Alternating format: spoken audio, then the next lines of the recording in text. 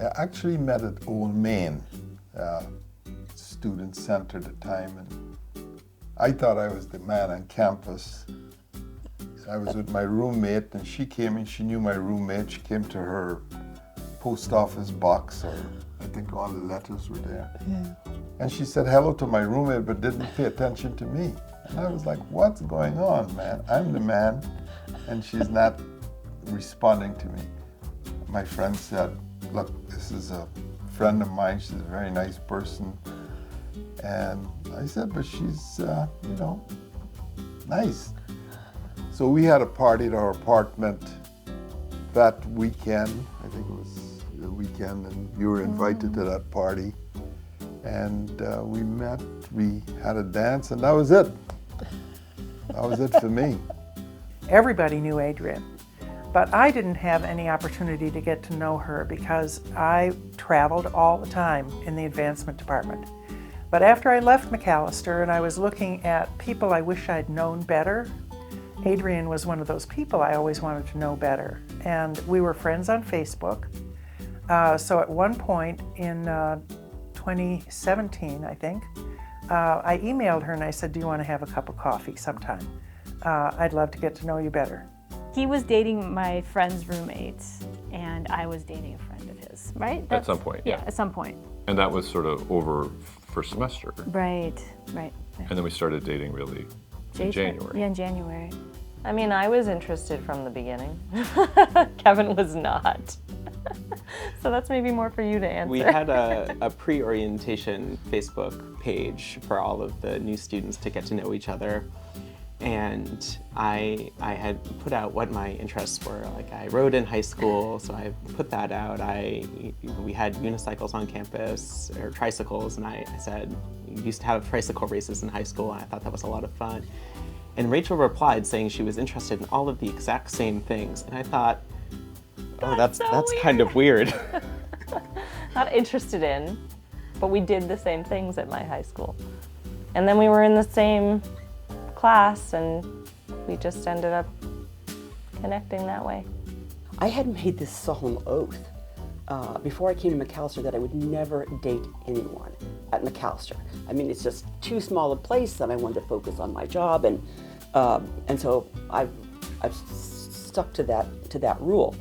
It was frankly because Kristen had left Macalester, and when she reached out to me, that made it possible to even consider dating at all.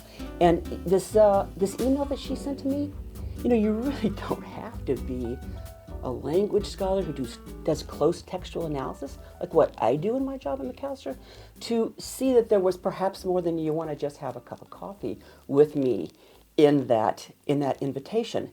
And because I clearly thought she was asking me out on a date, I said no. And I said no primarily because I thought I was really terrible company at that time in my life.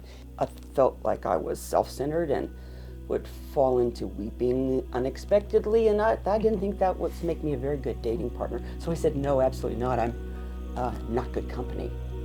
And I wrote that to her in essence, and she wrote back and said, well, then I think what we need to do is to find a coffee shop that has a dark corner where we can go and weep together.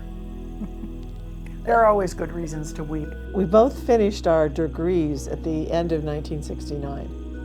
And then I was scheduled to go and start a Master of Arts in Inner City Teaching in Ohio.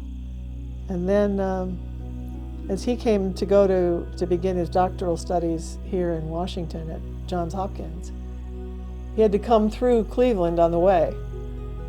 And he said, why aren't you just coming with me to Washington? And eventually that's what happened. At the end of that summer, I went to Washington. I think it was maybe our sophomore year probably, but maybe, who knows. He called and said, there's this really beautiful sunset, and I think you should come. And we went up, and I don't know how you ended up there, but we were... Anyone could do it. It was just on the outside of Carnegie. Yeah, but I mean, like they're probably still there. There was like a fire escape, and we climbed up on the top of the fire escape just to watch a beautiful sunset. That seems very romantic, doesn't it? But it was very sweet. It was. I think I have a lot of memory of us being in the Mac Weekly office too. Like if I had when I think of where do I remember being with Andy, there are dorm rooms and classrooms and a lot of spaces around campus, I think of. But I also think of how much time we spent in the Mac Weekly office, which was a kind of grungy, crazy, fun place. It was really fun. When we were planning our wedding, I think kind of both of our sides really wanted to protect and kind of accentuate our respective backgrounds. So Kevin's Catholic, I'm Jewish. and I think when we were at Mac, we were so involved in like interfaith and multicultural work that those differences didn't really seem like obstacles. It was just, something interesting to talk to other people about and to engage in community around. Kelly Stone, who knows us so well from our time at Macalester, and whose own faith background is neither of ours, but who knows us so well as people and kind of really helped to ground that experience as we went through the process of trying to harmonize across our families and to kind of create a wedding that was really representative of who we are as people. Entertaining, having people here, sharing food, sharing dinners, is a big part of Adrienne's history and delight, and mine too. So one of the things I think I knew about Adrienne before I'd ever spoken to her is that people really like being around her, like spending time with her. For me, for years I used to have students from my classes over to my home for dinner, and I feel very, very lucky. On Sunday we had 2 former students who married each other over for Norwegian waffles and long conversation. It was a really joyful experience. Both of us, when we were at Macalester, and were involved in community activities. I think we're now carrying that on in our retirement years by getting involved more with the community activities and community organizations, nonprofits.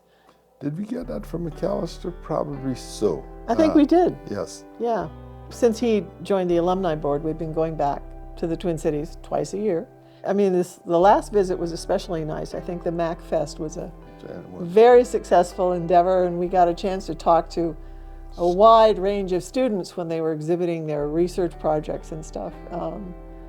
And it was just, I don't know, it just gives you a good feeling to know that 50 years after we were there, there's still a lot of exciting things going on, more exciting things. Yeah.